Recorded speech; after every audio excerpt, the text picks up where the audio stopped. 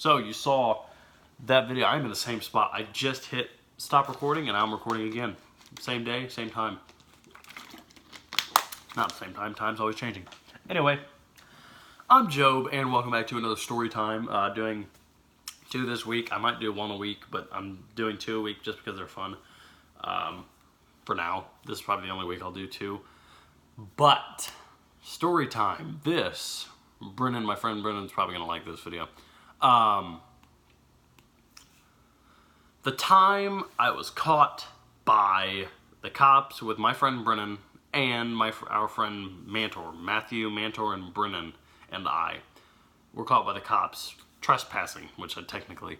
So there was one day, about a year ago, 2 years ago, my friends Brennan and Mantor and I, my friends Brennan and Mantor, we'd always hang out. We'd go see movies, we'd go to parks and stuff, and that was very, very fun. Love those days. Well, one day we drove by this place. It was this house in Danville, out in the countryside. This abandoned house, or this house that construction began on it to like remodel it or something, but they never finished it. You know, you could see like the paper on the walls inside, like, you know, the paper underneath the wood and stuff that has like company names or something. It's like construction paper or something on the walls, and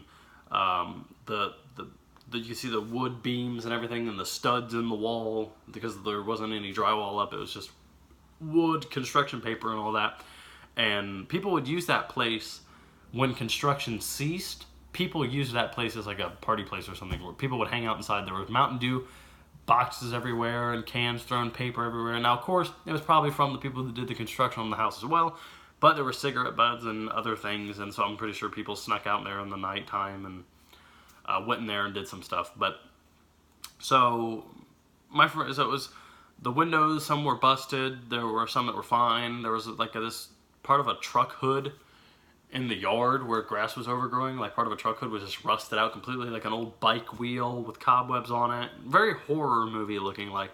And then this big wooden ladder that could reach the awning, the slanted awning of the house. You'd have like the flat part of the house with windows, the second story, and then a slanted awning that would overhang over the little porch that it had. So we drove by it before, and we pulled in late at night one night. We're like, we should come back here sometime. So eventually, like 2 or 3 weeks later, I texted Brennan and Mantor. I said, we should go there, but we should act like special operation people, or like it's like an apocalypse. And that's the true story, and you'll see why I'm saying that in a bit. I wore a painter's mask, which did not help me in the situation at all. Gosh, that was a stupid idea. I wore a painter's mask and not thinking about the consequences if anything was to happen, which something did definitely happen. And then Brennan wore like a Mantor wore like a bandana around his mouth, and I think Brennan wore something too, but I can't remember what it was. So we pull up to the house. It's about 5, 6, maybe 7 o'clock in the afternoon. Sun was starting to set, still in the sky, but everything was starting to look orange, the sky. You know how that happens when it's getting late. So we pull up and we're like, all right, let's look around. So we walk through, and the grass is overgrown everywhere. Like the actual, when we first went there, the grass wasn't as high. But when we went there that night with the masks and everything, the grass in the driveway or whatever was bent when I pulled my car, because it was standing like 2.5 feet of grass just standing up, and it was slanted and bent under my car, because I mean, if it like the underneath side of my car is a little lower than 2 feet, so the grass is like pushed under my car and everything, and grass was overgrown everywhere. So the first thing we did was we were walking around, and Mantor grabbed a rock and threw a rock through that truck hood, and it cracked the glass. It was fun to watch, and then he threw a rock through the stupid idea. Threw a rock through the it was a stupid idea to go there, I mean, and busted a window. But then we were walking around, and I'm like, oh, we shouldn't be doing this. And I remember we grabbed the big wooden ladder that was embedded inside the tanglements and the foliage of the grass that was overgrowing. And we picked it up, and we put it on the awning that I was talking about. We're like, let's go inside. And we climbed up, and I remember something creaked. I can't remember if it was the ladder, if it was the slanted awning, but it creaked. I'm like, oh, we shouldn't do this.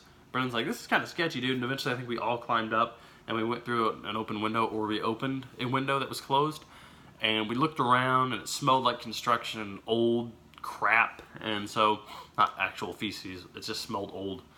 And we were walking around, and the wood was not necessarily splintering, but was cracked a bit underneath our feet, and just really old. There was it was Mountain Dew box, the cardboard box. There were cans everywhere, cigarette butts, paper, dirt, sawdust. Typical things you'd find in a construction environment. So we looked inside and stuff, and I was like scaring them, just like running around, being boo and making noises because it was kind of fun. Walking around in between downstairs, I remember parts of the walls that would lead into rooms didn't have drywall, so you could walk right through the studs. And I remember we kept doing that. That was fun. We went out the back of the house and looked around, and there was this tall grass grown everywhere. We went outside the back and looked around, and there was two garages, one on the left, one on the right of the house. If you're facing towards the house, the one on the left, the one on the right. We went to the one on the right first. We opened the door. There was just I think there was like a really old lawnmower or something in there, or like a lawnmower blade, but a bunch of just random crap. Then we went to the second one, the one on the left, the garage on the left, and that's where I kind of thought to myself, man, I have a feeling there's going to be a cop that's going to show up. True thought. I'm like, I have a feeling we're going to get in trouble. So I went to the garage on the left, and we thought it was just abandoned. Like, they stopped working on it. We didn't think it'd be trespassing. So it's like, if it's abandoned and no one's doing anything, and there's busted windows to begin with, what's the problem? So I walked up to the garage door, pushed on it on that garage door to the left, and it was jammed. So what I did was I kicked down the door. Of course, me being stupid, I kicked down the door, like I just said, and we walked inside. The air kind of choked you. It smelled very old, very sour, very mildewy, just very old.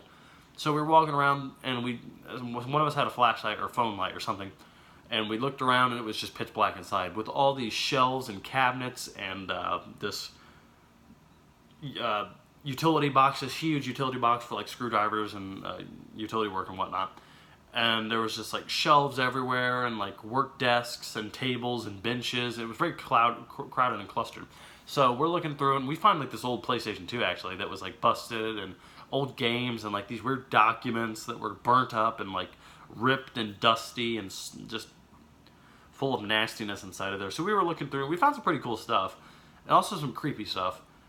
And we're like, okay, we should probably get out of here. So eventually, after looking through the cabinet shelves and the metal shelves, they had a shelf like behind me too, kind of like that, but like one of the metal like cabinet shelves for like documents and stuff. We were looking through that. I think that's where we found the PlayStation 2. Eventually, we decided we were gonna stop and we were gonna leave. So we left that garage with the door kicked open. I still had my painter's mask on. We all still had our masks on. We're walking out, and we are going back to the car, cutting through the grass, and I see a glimpse to the right of my vision peripheral, and I look.